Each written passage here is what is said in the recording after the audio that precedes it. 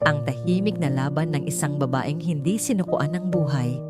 Ako si Sonia. 34 na ako ngayon.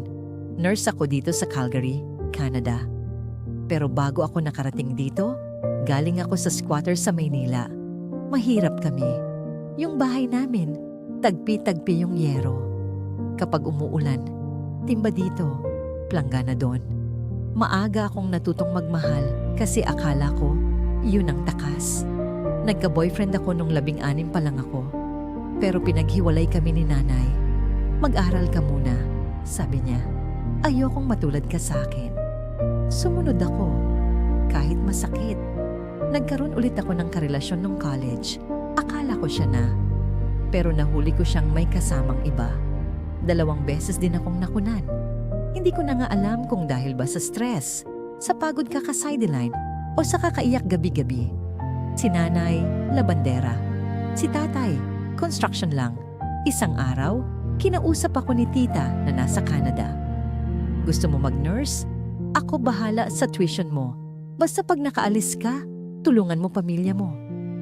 Kumapit ako. Nag-aral ako habang nagtatrabaho sa fast food. 4 na oras tulog kong swerte. Nakapasa ako ng boards. Nag-apply pa Canada. Kaso bago lumabas ang visa ko, na-stroke si nanay. Hindi ko man lang siya naipasyal sa mall.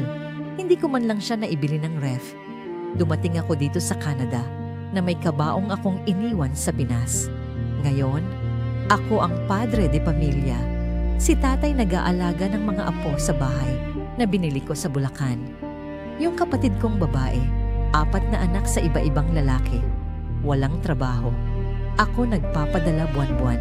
Minsan gusto kong magalit. Pero naaalala ko si nanay. Kung buhay lang siya, baka napagsabihan niya yung kapatid ko. Wala na akong magawa kundi tumulong. Kasi kung hindi ako, sino pa? Akala ko hindi na ako magmamahal. Sabi ko sa sarili ko, pangit ako. Nurse lang ako, tagapagpadala.